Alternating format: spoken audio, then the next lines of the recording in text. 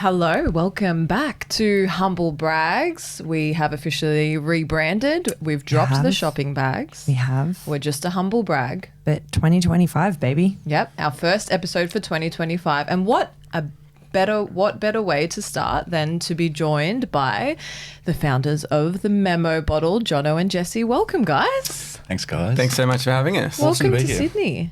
Thank you. So good to be here. Yeah. We've spent a lot of time, maybe not a lot of time, that sounds a bit bad, but some time together over the past few months. Mm-hmm. And so we were pretty pumped when you said you wanted to come on because now we can share everything that we learn about you guys and your journey. You can share it with everyone else. Absolutely. How good. I mean, we just wanted to hang out again after the founders retreat. You know, we haven't seen you guys. We do have that effect on people. So. I know.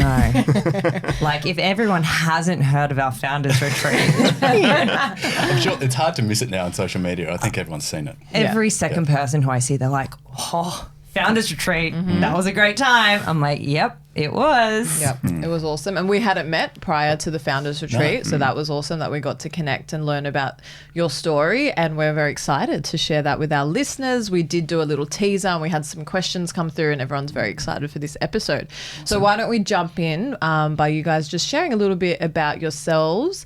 How did you guys meet? I know you guys have been friends for a long time, so I would love to hear that story. What were you doing before the Memo bottle? How did you guys meet? And what sparked the idea? That is a loaded question. Yeah, I know it's a lot. But it's always good to start off with the context. Yeah. I guess just to explain what Memo Bottle is first, those that don't know us.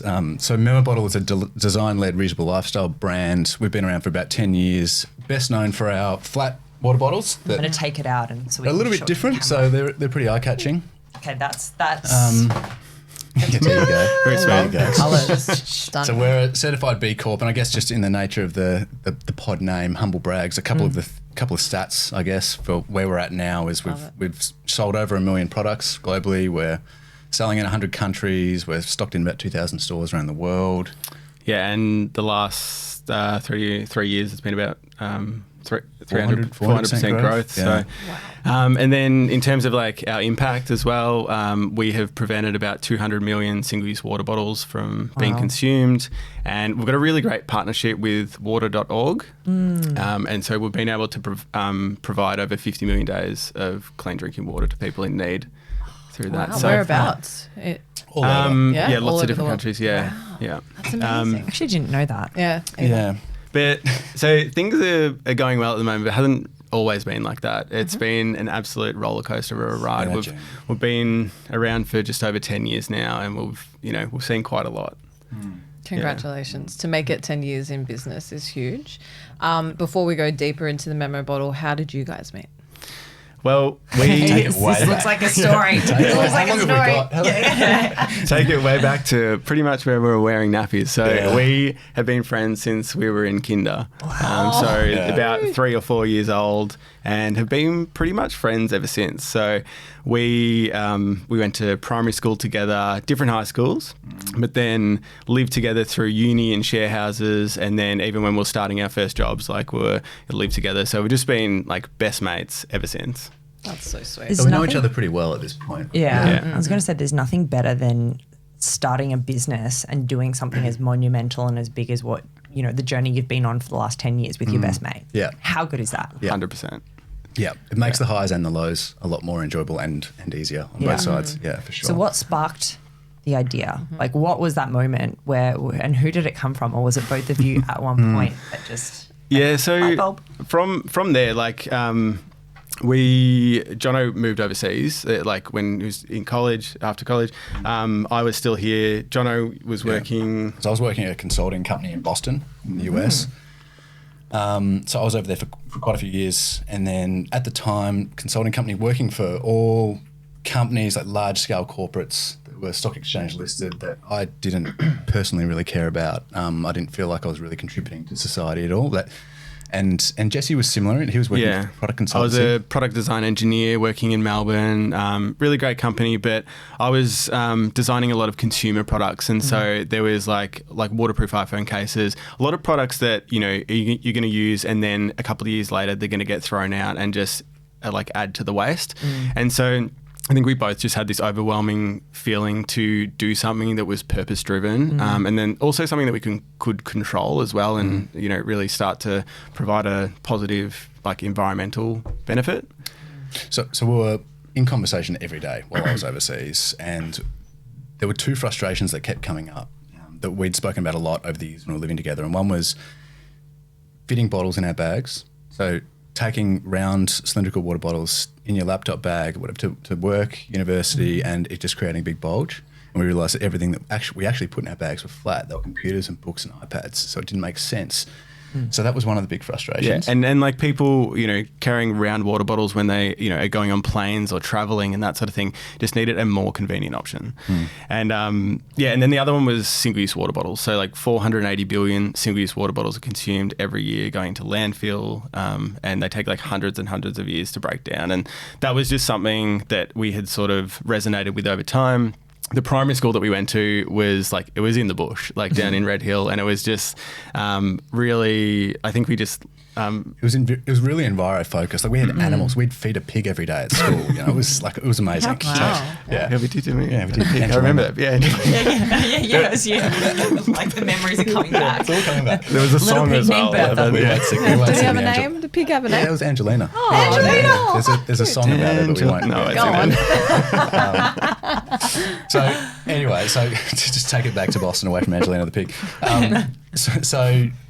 This kept on coming up, these two frustrations. And Jesse went away and sketched up a concept and then pitched it to me one more. I can't remember. The time difference between Boston and Melbourne was crazy. So it was either late one night for me or morning, whatever. But he came and pitched me this concept. Yeah, I'd just drawn this pretty bad sketch and pitched it to Jono, and he didn't really give me much, to be honest, initially. I just took it all in and said, let me sleep on it.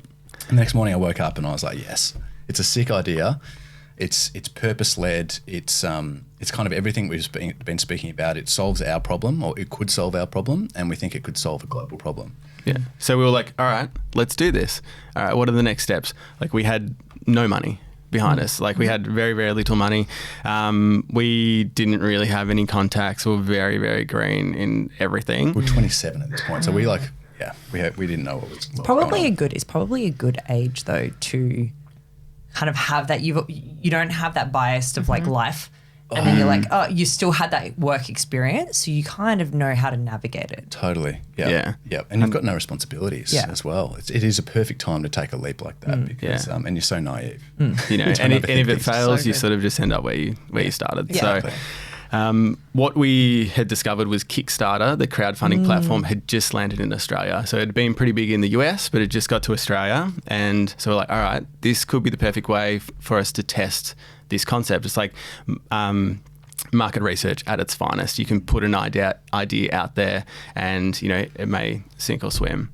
And so we got to work on creating this campaign. We thought it was going to take us 4 to 5 weeks. Yeah. We got a prototype made that was horrible. It was just two. You could actually here's the design. You explain the product. The prototype was basically 2 bits of plastic machined and then glued together. It leaked. It was just, and so we had to do photo shoots, and I did a stop motion animation for this, and it was just leaking on the table as we were doing it. I'm so funny. Oh my God. It came together really well. And at the same time, there was a Simon Sinek talk at the time that was Know Your Why. And it was people don't buy what you're doing, they buy why you're doing it. Yeah. And that really sunk in for us, and that we all of our marketing and the way that we position our brand has been around that since. But that Kickstarter campaign in particular, we made sure that the imagery, the video, and the copy of the page all presented the problem first, so people could attach to that, and then we presented what our solution was. So it took us 9 months in the end to build out this campaign. We got so passionate about it. Yeah, it was a really good process as well. I think we sort of started to learn a lot about each other, and then just about putting it together. And so it was ready to go, this campaign. Jono was, I think you were about to get ready for work one day. 7 a.m. in the morning. I was wearing a suit. And we cracked a beer. Over Oh, Skype. cracked a beer at 7 a.m. whilst you're in a suit. It was launch time. He's So, stressed. yeah. He's stressed. Yeah. And we pushed go, and we sat there, and within 5 minutes, a first sale came through. And And it was this incredible feeling. I think like any sort of, e-com founder, like that first sale is just like this amazing feeling. Yeah. We were just running around the room. Like it was amazing. And like to take a step back as well, we didn't do any advertising through this entire campaign. We didn't have any email list apart from like our family, like our mums and stuff and a few friends. And so we were just kind of hoping that it was going to get picked up. And we also we were really well planned up until that point, till we pressed go, but we hadn't even thought about what we were going to do after that. We literally had no business plan. We didn't think it was going to be a business. It was just like a cool product that we wanted to see how it went. So we were not prepared for anything that was next. And so, we sold, we got funded in 36 hours. Wow. 15 grand in 36 hours. And And I was like, okay, all right, we actually have to make this thing now. Yeah, and you're like, now the hard part starts. Yeah, and I'm a product design engineer, and so I knew, I had an idea of how it could be made, but we still hadn't really got that far down the path with that. And so I didn't sleep for 3 days. I was like, this is crazy. Okay, this is real now. We're going to have to do it. And then we got featured in blog after blog after publication. Wow. And almost immediately before you actually had like a working. Yeah. So 36 hours, 15 grand, and it just continued to snowball. And so after the 30-day campaign, we did 260 grand. Wow. But we didn't do any advertising. This was all just blogs featuring us all around the world. Like it went semi-viral. And this is just from the Kickstarter campaign, the pitch deck you presented, and would you say it was based on the fact that you presented it as this is the problem and this is what we're solving? I mean, I think partly due to that, and no one had seen anything like that before, like the product. It was pretty unique. Yeah. And just going through it, it was just a wild experience. And we got to the point where we actually started to pull back on the publications because we got a bit scared and they'd gone too big. We were like, okay, if we can't actually deliver on this thing, we're going further and further into a hole here. And and so we just started. All blogs were reaching out to us asking for interviews, and we just weren't responding to them because we didn't actually want the campaign to get any bigger. Can we just go to production now and maybe revisit this in 12 months? I can see if that was you and I'd be like, I'm stressed AF. You'd be like, yeah, baby, let's do it. We have to do it. You're like, let's get it done. Come on. I'll be like, no. Oh yeah. I can almost feel the feeling that you were in that moment. Yeah. It was wild. Intense. And so the next step was, okay, we were funded 260 grand. We sold 14,000 bottles to 6,000 people. Did you have 14,000 bottles? No, we didn't even know how to make the bottles at this point. Yeah, we had this plan. We're like, everyone was going to get their bottles in 4 months' time. We said by Christmas, and it was August or something. Yeah, no, it was the campaign finished mid-September or something. So we said we're going to get delivered before Christmas. And we had a supplier that we'd been talking to. So we're like, okay, we'll start the tooling with these guys in China. And, fast forward a couple of months, and then they'd sent us a prototype and said, this is the best we could do. And when you dropped it from 10 centimeters, it leaked. It just broke. It shattered. It was terrible. Oh my God. And so, how long did it take just to create that prototype? That was 2.5 months to get there. Okay. And so because that didn't work, we were not hitting Christmas. Yeah, exactly. And at the same time, the PR was still just flowing from this Kickstarter campaign. So we got a call randomly. I guess my phone number was somehow attached to somewhere. I don't know. We got a call from the organisers of the Oscars gift bags and said, hey, can we include your product in the Oscars gift bags? We love this. And we're like, sure. You said yes. Let's just dig this hole a bit deeper.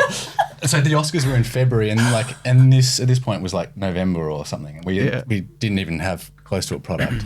And so we ended up sending off those bottles that were that leaked. So you're scammers, basically. No, they were a gift. No, we sent them off to the Oscars, not to the Kickstarter. Okay, we did a small trial run just so that we could get the Oscars done.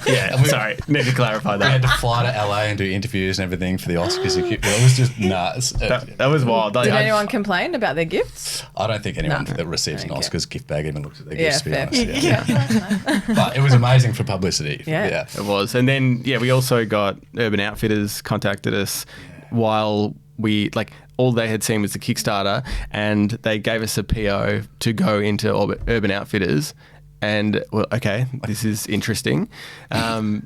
But they pitched us. We hadn't even. There was no one had even seen our product yet, or knew that it was real, and we landed Urban Outfitters without even shipping the product. Yeah. So basically, things were really moving, Snowballing. and we were not ready for it at all. Yeah. And so this product, we had no oversight over what was going on in China.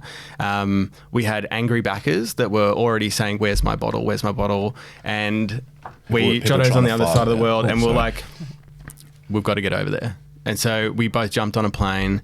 We landed in China. This was the first time we'd seen each other since the campaign had actually gone live. Probably for 18 months, really. Wow. Yeah, Oh, true. because at this point you were still in Boston Yeah. and you're in Melbourne. Yeah.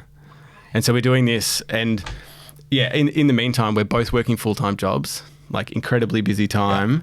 Yeah. And we're just getting home and working into the wee hours to get some sort of overlap together. Yeah, so I think we got leave for 10 days to fly to China just to try to sort this issue out. Both our jobs knew, by the way, that this was a little passion project. Yeah. on the You're in side. the press, so they probably. We're just in the Oscars Anyone good watching faves. anyone watching the Oscars would have known. Yeah, and then so 10 days, and so we got over there, and within 2 days we realised that the supplier we were working with, it was not going to work. Okay. And It was immediate. You were nah. The leak Yeah. wasn't getting fixed. And The leaks wasn't. we had started to hedge our bets a little bit a week before that, talking to a supplier in Taiwan. So we're like, all right, let's get on a flight. Went to go to Taiwan. Taiwan. And So we burnt 50 or 60 grand in tooling just on the Chinese supplier, and just like that, okay, that's done. We're so deep now that we can't pay back the Kickstarter backers. We're all wear the in. cost. All in. Yeah. And so we went to work with this new supplier, and what started as 10 days turned into 2 weeks, then 3 weeks, and then 5 weeks. And my boss is calling me are you coming home? Are you coming back to your job? And they were our bosses were actually really good about it. What legends? Yeah. Just being you know what? Amazing. Do what you got to do. Yeah. Incredible. Yeah. And there were times when we slept on the factory floor. We were there working with them. We were getting samples every single day, and they just still weren't good enough. At least they weren't breaking, but with the product, they're very transparent. Yeah. The ones that we were getting were completely cloudy and just had bubbles in them, and Oh my was gosh. not something that we could send out. Yeah. And then they used to take us out for lunch every day as well. So we didn't realise this at the time, but they take you out for lunch, or the suppliers take you out for lunch every day, and the beers just roll out. And for the first few days, we're sweet. We're just Free lunch, down free free beers, free lunch, free amazing. beers. But then what would happen is you go back to the factory and they bring out a suite of samples and they try to get you to approve them after When you've you're had drunk. after you. Smart. Very smart. Oh, they know. They know. So. But Yeah, we stayed so we strong. realised this after a few days, and we're like, okay, no more beers at lunch. We were just no, every day.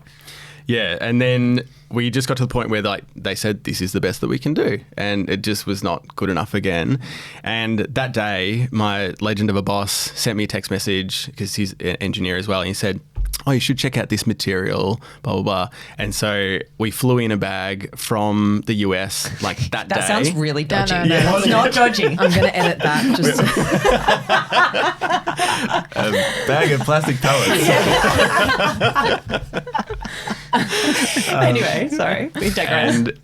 And we ran it that night, and it worked. And it worked. Wow. It still wasn't perfect, but it was gonna be okay. And it was there was so many moments in the journey where we're just oh my god, we're completely screwed. And then just the relief after that. And so I hope you bought your boss a few beers. yeah, Wow. few free water bottles. So at that point, obviously, you're sleeping on factory floors. You're totally out of pocket. You're out of your job almost. What was it? What was the thing that sort of kept you going? Obviously, you had people already investing in it, and you had buy-in. Other people who might be listening to this might not have had that, but they're going through challenges and they need to push through. So what was it exactly? What's going on in your mind, your mindset, and everything that's gone, we need to push through? Was it the fact that you truly believed in the product? Was it the fact that you already had the buy-in? Was it ego? What was it? I think it was a little bit of everything. Yeah. We definitely believed in the product. We knew that we could get there somehow, but I think the nature of Kickstarter as well, it was not wanting to let people down because there were 6,000 people that had purchased this product, and a lot of them were our friends and family that had invested early into us. So yeah, it was a little bit of ego, like reputation, but just not wanting to let people down. That community, and just I guess the stress around that was just that we needed to make it happen, and we, like we said, we couldn't pay anyone back, and we knew that if we had started out like this and we as such a negative, like we probably wouldn't have been able to recover from this. I don't know, starting another business probably would have been a little bit more difficult as well. But if you had to do it again, would you start in the exact same way? Yeah. Well, we would still do Kickstarter. Yeah. Same way. We would just be more prepared for what was to come after the press go button. Yeah. I mean, we've done a lot of Kickstarters since to launch all of our new products, so it's still an amazing channel. Yeah, right. There was so many learnings from that Kickstarter campaign though that we just did wrong because we had no idea, like the shipping and all, Yeah, totally. The shipping on Kickstarter at the time, not to go into too much detail, but we love detail. It was you had to you could have no shipping rate for your default country, so Australia, and then free shipping, and then we would set there was one flat rate for international. What was the flat rate for? It's $10. Oh, okay. Yeah. We stayed at $10, didn't we? Yeah, we stayed at $10, and we were selling this bottle for all in AUD, by the way. $22 as well. Jeez. Oh my God. It's actually now 55. We Didn't really know what I was doing. But we also we were just thinking about Kickstarter. We weren't really thinking about, distributor margins or anything like that on top of it. But that, we thought, okay, maybe Australia and the US will get on board with this. We sold to 72 different countries. Oh my God. So we took $10 shipping from each person, but then we ended up having to ship to Dubai, and it was $75 to ship, so. How long did you have that shipping flat rate for? Well, that was just for the Kickstarter campaign. Okay, so for all 14,000 bottles. Yeah. So we absolutely tanked it. Yeah, we lost money on that on that campaign. But anyway, we got there, and then 9 months later, we had to organise air freights as well. So again, we lost a lot of money there, but we shipped 14,000 bottles out to the 3PLs that we'd set up. It's a whole other story about how we just had to set all these things up overnight because we had no idea about. But I remember Googling what is a 3PL? We were so green. Yeah. But that's how everyone starts, right? It is. Most people go, I've got an idea. Okay, cool. Then what? Google is such an amazing tool, but you say we didn't even know what a 3PL was. That doesn't surprise me because I feel like no one would probably know what that is before they start. Yeah, 100%. Yeah, totally. And back then we had seen Triangle Swimwear. They were completely online, and we're like, okay, this looks really attractive. This business model, high margin. Maybe we should do this. And then Urban Outfitters came along, and we're like, okay, this is cool.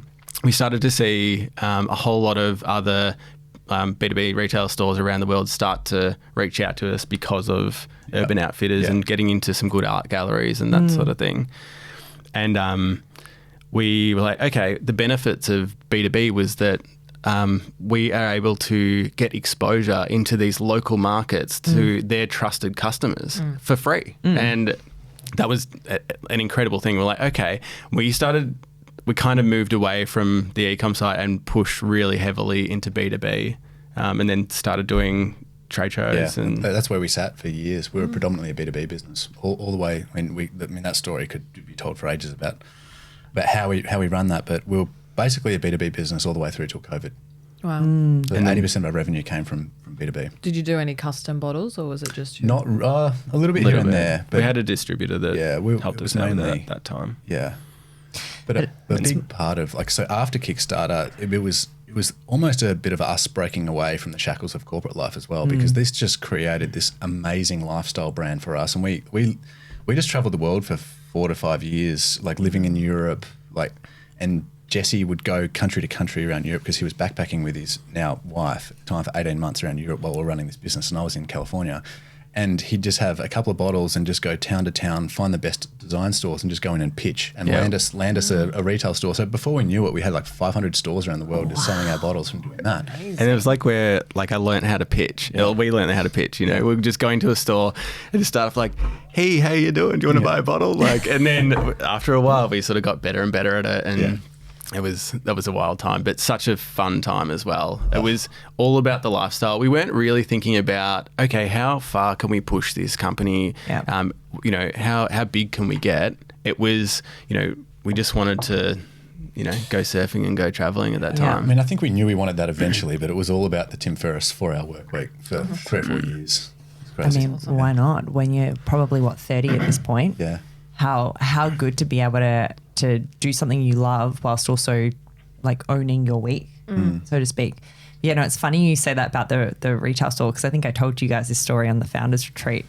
But when I was at university in Adelaide years ago, many, many years ago, I walk into a newsagent and I'm like, I see this bottle on like a stand, and I'm like, that is the coolest effing thing I've ever seen. Get me one of those. And I went back into, my university classes, tutorials, whatever you would want, and I'd take out my bottle and I just feel so proud because people would be like, oh my God, what is that? That is amazing. And I swear I sold in University of Adelaide, I would have sold so many of these things for you. Brand ambassador. I have to get you on the payroll. Yeah, literally. It was the best. It was so innovative. And it still is, right? Like I actually haven't seen, in terms of, I guess, the bottle space, yes, there are many different types of bottles, but they're all cylinder. I haven't really, apart from probably the knockoffs of yours, which, by the way, I do not get, because why would you do that? Only get the OG. Yeah. Thank you. But it's like the quality is amazing and the design is still innovative. So yeah, it's just phenomenal job. I want to go back, to the end of the manufacturing story, because obviously, yes, you found a new material. Did you stay with the same manufacturer, or did that, you've just basically improved it over time in terms of the way in which you've constructed it? We stayed with them for a long time. The bottle, like making bottles for them, was not their speciality. They were into a whole lot of different things, and so it made sense for us to eventually move to a more bottle manufacturer. Yeah, they were the only one that said that they were willing to try, though. I think it's probably worth, Jesse had a decent Rolodex from his previous job, and no one wanted to even attempt to make this bottle. Yeah. Why not? Yeah. Is it because of the leakage factor? Is it because, what is it? And this is me ignorance, right, over here, because I'm not a product designer as you are. Why is this design and shape so difficult? There's a few things about it. So this one is made with extrusion blow molding. So it's a big piece of, round piece of plastic comes down, gets slammed together, and then filled with air. The thing that's difficult about it is that it is so thin, and we tried to make it that thin so that it could fit into handbags and that sort of thing. If we made it wider, it would have been easier to make. Also, that the neck is off center. So you'll see with pretty much every bottle that the neck is in the middle. And so having it off center just means that when they're blowing the bottle, everything stretches in different ways. And so trying to get a consistent wall thickness through the whole bottle, and then there was trying to get the transparency as well, was just an incredible challenge. Yeah. And just no one wanted to touch it. Apart from you guys and your Kickstarter campaign. Which has also been a blessing in disguise, because no one wants to try to mimic our products now. Yeah. Except, as you mentioned, there are a few imitation ones out there, but they're all, I think, correct me if I'm wrong, I think they're produced in the way that we initially tried to, that had the two halves that just break and leak. So right.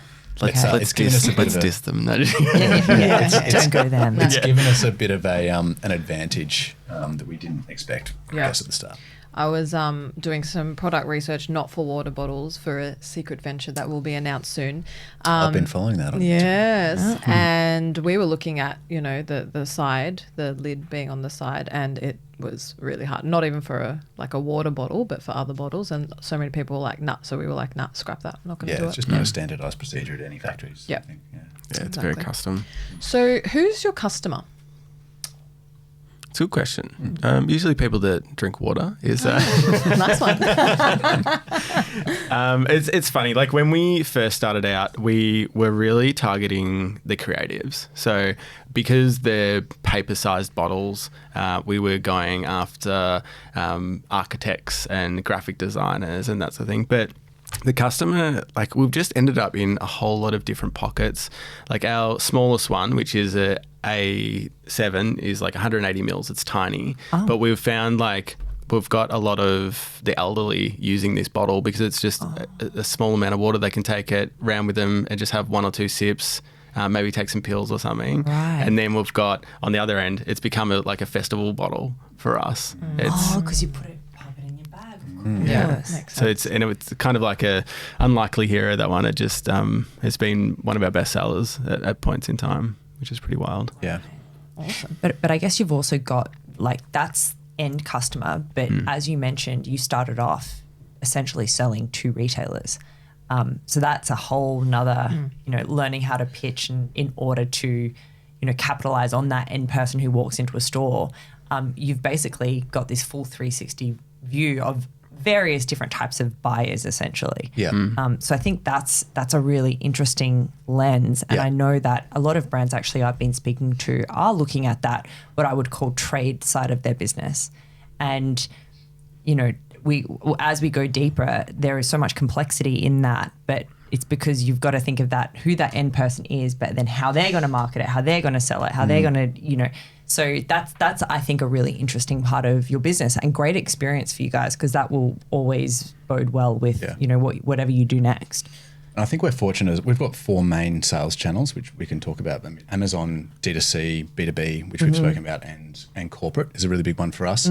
So each of them have a bit of a unique marketing angle and slightly different customers potentially. But I think also one of our advantages growing up, we did a lot of design markets and things like that along the years when we were a lot earlier. So we were actually having, Jesse and I were running the design markets, and we were talking to all of our customers and getting their feedback, and really you could really start to understand. Yeah, as they're walking up, you're like, "Yep, we're on here." You can kind of pick that persona over time. So we got a lot better at it. Yeah, with your channels, what's been like? They're probably all different, successful in different ways. Yeah. What's been the most surprising channel for you? What channel are you working on now in order to grow? Like, what's the most profitable? I'd love to talk about that mix because, again, I think it's really topical for some business owners out there. Yeah, we found, so obviously we were omni-channel. We were B2B initially, and COVID really rocked us. That's a whole other. I mean, we could go on about that for ages, but Yeah, it's a big story though. it's a bit of a nightmare to relive. Actually, I'll probably create some tears. We're here for you. But anyway, so COVID, all of our stores closed overnight, so our revenue dried up. We lent heavily into D2C, but up until that point, we pretty much hadn't done any paid ads. This is like 2020. We lent all into D2C. Jaylee, I'll just gloss over this, but feel free to jump in and expand if you want. But Yeah. and that as a single sales channel, we just found didn't really work for us either. So long story short is we then pulled, because we were working with we basically brought Amazon in-house and managed that in-house, and that really started to boom for us. And at the same time, around that time of COVID, we noticed that there was a lot of demand for our bottles from corporates, because employee gifting was a real thing, the great resignation, like all companies wanted to look after their staff. And our products is just, the bottles are a perfect blank canvas to put a logo on a bottle, and water bottles are the most gifted corporate gift globally. So like we stand out in that segment. Yeah, and the way, like in the corporate side, the way that we've set it up, we've been able to set it up for scale basically, and it's I think one of the most exciting parts of the systems. We love our systems.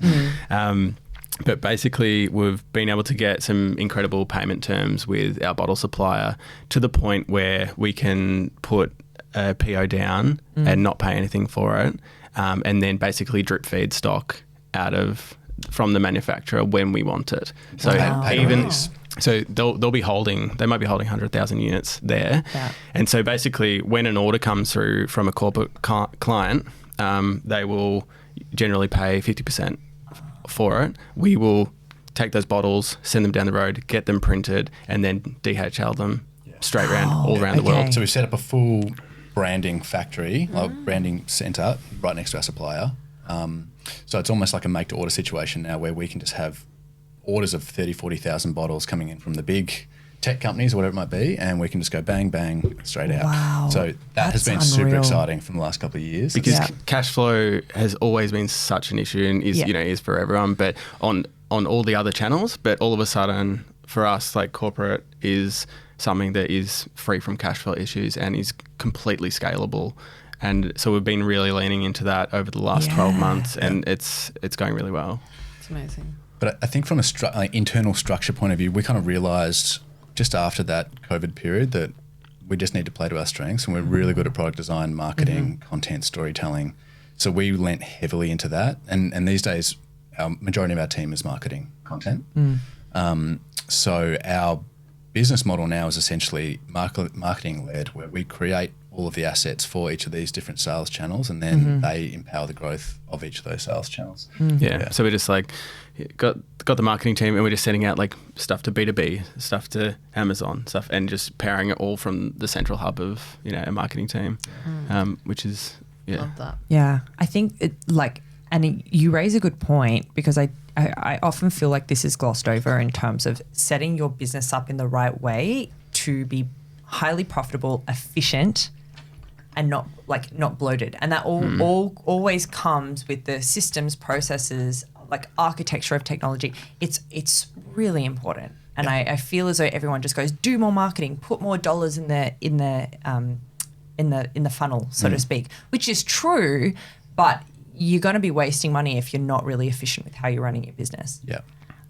Talking about marketing, because I just love, oh my God, you guys have cracked me up with your, what is it? The viral content on Instagram. Viral content, Brilliant. Viral content that gives zero return. I love that. Every time I'm blown away, because I'm like, Stephen no Bartlett. more? Yeah, I was like, Anne Hathaway? Anne Hathaway. I'm like, Anne Hathaway. what? As a I'm like, I love Anne Hathaway. As a marketer, I'm like, brilliant. I see what you guys are doing, repurposing that, but I think it's awesome. So now, obviously, that you guys are releasing that content, what's the reason that you've decided to kind of showcase those viral moments that had zero impact? And even though it did have zero impact, do you still continue to do that in your strategy?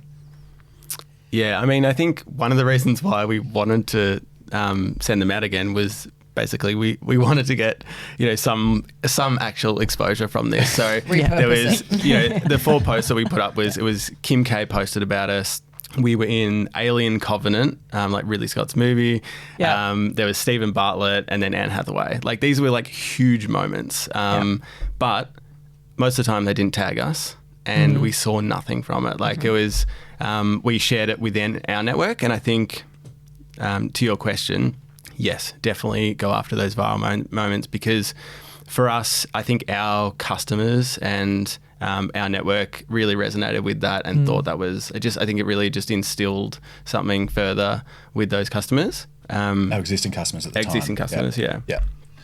But like one of those posts has gone viralish now. I love that. It's kind of ironic that the comedic post that we've done has gone more viral than the original post itself. Yeah. That's why it's brilliant. It's in some funny way now it's starting to have an effect. Yeah, but I think yes, as Jesse said, definitely worth going down that path. A lot of them happened early days for us. And when it was almost like a 2-man show, like we had a small team maybe at the time, but I think something that we've learnt since from a lot of those experiences was that you need to put a megaphone on anything that happens externally, and we've become really good at that, like almost creating a campaign or exposure campaign around what has just happened and pushing it out ourselves, because a lot of the time, as Jesse said, they're not in it to promote your brand. They might just be saying something that that is cool to them, and they may not tag you, so you need to do the work yourself. 100%. It's all about perception. Yeah, and I think the other thing is just making sure that, so hopefully, I mean, if you can choose who's going to do the post for you or something like that, just getting someone that really resonates with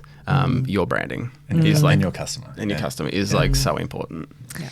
I remember Guy and Anthony from Oz Hair and Beauty made a comment about influencer marketing, it being just throwing cash out a window. And I think he backed it up with, we still do influencer marketing, but we're just really, really intentional with who we do it with and make sure that they're aligned with the brand and actually have a following that wants to see that type of brand partnership.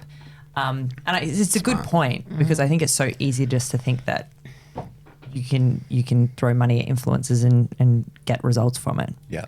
Yeah, and I think the movement like towards influencers now is also you want to build brand ambassadors, and it's not just about throwing money at influencers, but how are you really creating those long-lasting relationships with ambassadors and influencers. So it's super interesting. You were talking about how your team has grown, you've invested a lot in marketing. So I'm interested to know, as founders, how has your roles evolved within the business from what it used to be, and what are you guys really still involved in? That's a good question. We're still very involved. So I guess just with our different skill sets, I was always more, accounting. Obviously, I'm a chartered accountant. I looked after more of the B2B side and maybe the operations side of the business as well. Whereas Jesse, I was like e-com, marketing, design. And then we always met in the middle for strategy. I think like both like from a business, like Jono's got a great business mind. I was an engineer, and so just building systems and strategizing about how we can do sort of things. We've always sort of done that. And I think we're still doing those same sort of segments of the business. But in terms of, we started off obviously with just the two of us, and then we've grown. Now there's 15 of us. And so it's been able to slowly step a little bit out of the weeds and be a little bit more proactive on growth and strategy as well, which has been amazing. It's probably managing the same areas of the business, but managing rather than as much doing. That makes sense. And then obviously your lifestyles have changed as well. You have families now. Life's a bit more hectic. It's not like when you were in your 20s. How have you managed to, I don't know if you do have balance, but how do you manage to sort of create some sort of balance between family life, personal and business? And obviously we got to see you at the retreat doing some awesome yoga poses and things like that. So we know you're into yoga and breath work. What are some sort of practices and rituals you guys incorporate? She had to throw that in there. I have videos of it. Yeah, exactly. But no, keen to hear more about, that wellness piece as founders. For sure. I think balance has always been something probably that we really struggled with initially. We pushed really hard at the start in times through Kickstarter, and then, through COVID, and there's a whole lot of different times there. But balance, I think, has come, well, for me anyway, I think having a family. So I've got a 2.5-year-old, and I realised in that moment that, family and he is so important. And so these days, like, I mostly work 9 to 5. And then when I go home, that is like family time. And for me, I'm able to just block that out. I don't look at my phone. And that has, I think, also just helped with just like mental health as well. Just not, because as a founder, you're going home, you're constantly thinking about business and about work. It's funny. So I've got a 3-year-old as well. We had kids very, very soon after each other, but it's just funny when you look at the performance of our business against when we had kids, and it's almost like at that time when we had kids, the business took off as well, and something really strange happened around that time, but it was a real perspective shift that we both had, and it was we wanted to create more time with the family, and it was more about like the 80-20 of business and really just focusing on what needs to be done and the smart things to work on. So because we used to just do stupid hours, and probably a lot of it at the time was just because we had the time to do those hours, whereas now we're just a lot smarter about how we run the business. I a lot more efficient. And I know you guys are still like a global business, and you got into that really from the get-go. And that's such a big topic at the moment of how to go global. And actually one of our listeners asked about how you went about your pricing strategy across the different regions. Is that still something that you guys like place a big focus on strategy-wise, and how do you look at the pricing? Yeah, so we look at pricing from 2 angles. First is, I guess, the accounting side. So it's a margins game. And especially for us, because we've got such a B2B presence, we need to have enough margin to squeeze in distributors, retailers. So there's multi-levels there. So we'll always look at it from needing a 7 or so times cost to be able to make it work, viable. So we usually start from that angle. which is probably usually my angle, I guess. And then we look at the what can it sell for in the market, perceived from a customer's point of value. view. Looking at different products in the market, where do we think that we sit between those different products? What do we think it's actually worth?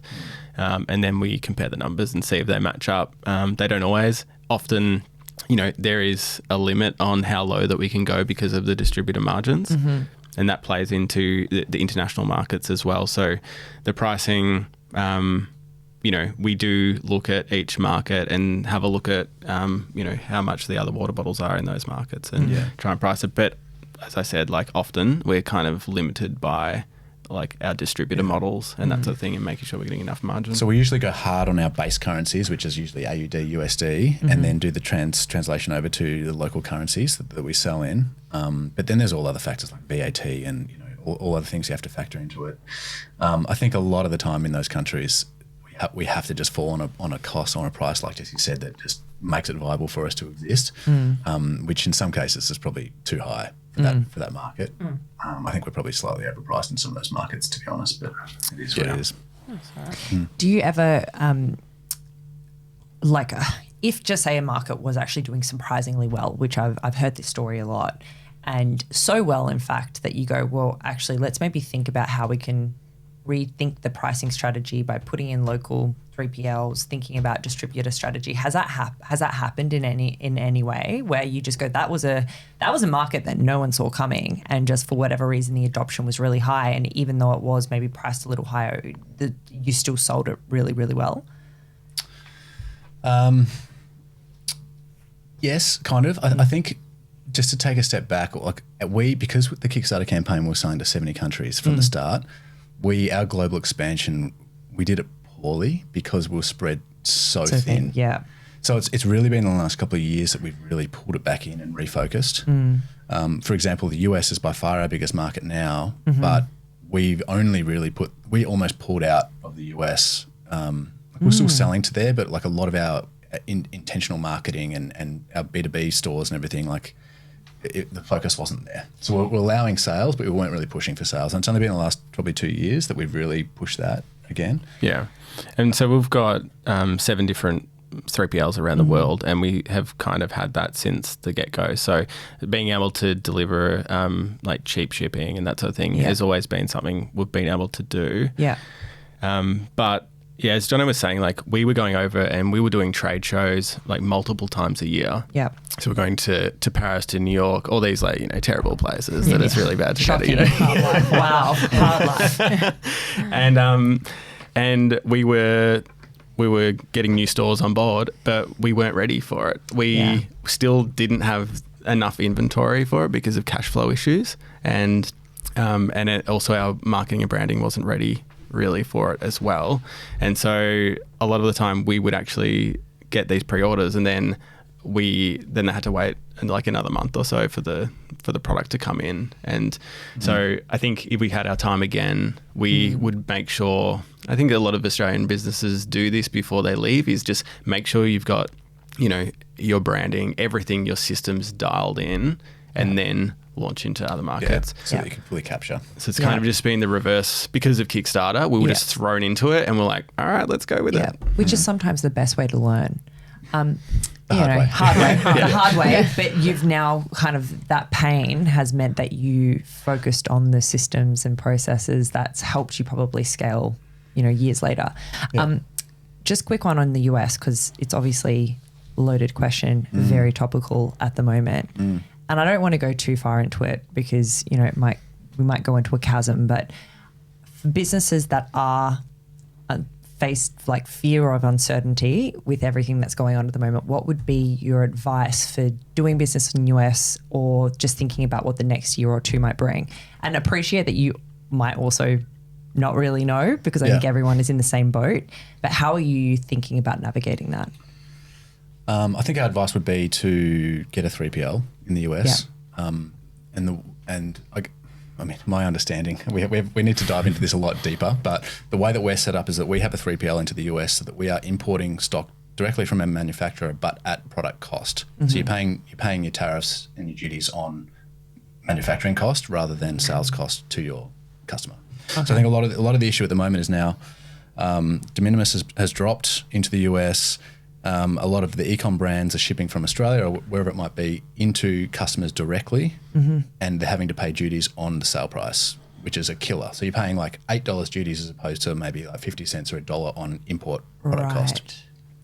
So, yeah, I think our advice would be get a 3PL and ship in bulk to the US and hold stock there. Yeah. That's actually really good practical advice, which I'm sure a lot of people will appreciate. And it's so easy as well. Like even at the retreat, we were talking to a lot of other founders that haven't taken this step yet because they just think it's so hard. But there are so many companies out there. We use ShipBob, for example, for pretty much all of our D2C fulfillment around the world now. Like, have a chat to them. You can literally set it up overnight and then just organise there's heaps of freight partners as well that you can work with. It's not hard to set that system up. Yeah. They sponsored the podcast and they brought Memo bottles to show us and they spoke about you guys. Yeah, we love those guys. They've been really good for us. We've worked with a lot of 3PLs over the years and they are by far the standout. We have. We've worked with a lot and through them. There's been a lot of issues with different ones over the years, so it's standard. Yeah. Yeah. Well, we have a couple of quick fire questions to wrap up. So short and sharp. We're going to ask you, what is a book, podcast, or person who's had the biggest impact on your journey so far? Okay. When we first started the business, it was Tim Ferriss, the 4-Hour Work Week. Like literally we were obsessed with that. We set up all the systems to just live this lifestyle of travel. That was amazing. We lived the dream. Yeah. I've got to say Simon Sinek, I know we mentioned it before, but has had such a pivotal effect on how we initially started the business and started thinking about how we should run the business. Yeah. Like, honestly, classics, but you can't go past them. Particularly, I love Tim Ferriss as well. I've got one of his books. I can't remember what it's called, but it's basically all of the stories that he's shortened from all of the different founders that he's spoken to. Rules of Time. It's just amazing. Like, it's definitely one to invest in. Okay, one from me is, what has been your favourite moment along your journey with Memo? Apart from the founder retreat? Oh, yeah. Well, like, clearly, founders retreat number one. Yeah. But yeah, what's been your favourite moment? And to what you said before, Hannah, like, it's not a moment, but like running a business with Jono, like my best mate, has just been amazing. Like the highs and lows, and like, you know, when we've been in a hole, or just being able to celebrate these incredible moments together, like having your best mate there. Because often your friends don't understand, like, you know, what you do at work and all this sort of stuff. So being able to do that together and like grow together, amazing.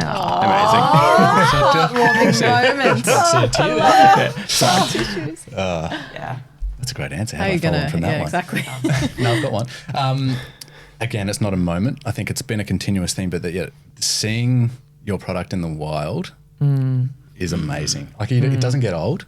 So seeing someone on a train pull that out and start using it, and I think now that I've got my 3-year-old son Leo, him noticing it and saying, "Daddy, there's a Memo bottle in the," it's like you can't beat those moments. He's proud of you. It's so nice. Yeah. That I think would be my answer. I'm going to add in one last cheeky one. What is like a little quirk or habit about each other that is weird? Oh, yes. Oh man! Surely there's got to be a few. Come on, give us the goss. Yeah. Jono sometimes clicks a pen like in a meeting. I don't know if you know. We haven't talked about this. Hands have been like this the whole time. Because you're a pen clicker. Just on occasions. Can you reveal your socks for today? They're the same. Okay. They're the same. Are you a crazy sock guy? No, when Jesse wants to feel creative, he wears odd socks. Wow! Oh, that's a great one. So he's obviously feels like he's just got in the bag today because they're plain whites. So when you want to feel creative, you just wear odd socks. Yeah, well, because channeling the energy. The same good boss that we're talking about before, he told me sometimes that if you need to feel creative, then walk a different way to work or do something, just break your normal habit. And so, I mean, maybe it was my lazy washing or maybe it wasn't. I don't know. Speak to my wife about that. But yeah, I wear odd socks when I want to be creative, and it's just one of those things. If it works triggers. for you. It's great. Yeah. Do you know what though? That is still really good tip in terms of do something like change it up if you feel like you're getting stale. Yeah. Like generally, I find that actually works for me too. But I don't wear odd socks because I'm not a complete weirdo. No joking. Come on. It's the same for burnout. Like if you're struggling, if you're just starting to get over things, like set a project for yourself or just get out of your day to day. Just do different. Just something different. Like Not walking to your path. bring it up again, but the Founders Retreat was pretty good for that. Totally. Yeah, 100%. 100%. something like that. Yeah. Thank you guys so much for joining us. It's been such an awesome conversation. We obviously love the Memo bottle and we can't wait to see where you guys take it next. I'm not going to lie. I'm going to put it out there. I think this has been one of my favorite conversations. Ooh, I think this is top of my list. Wow, it's been pretty Amazing. Good. It has. Yeah. Like I've learned stuff. I feel like I've like got to go design a product. Like just do the hard yards. Do it. Thank you so much for having us. We've loved it. Yeah, It's been a lot it's of really fun. good to see you guys again. Likewise. know. And we'll see you at the next Founders Retreat. Bring it on. Oh, I'll hold you to that. A little like I don't know why we're doing this.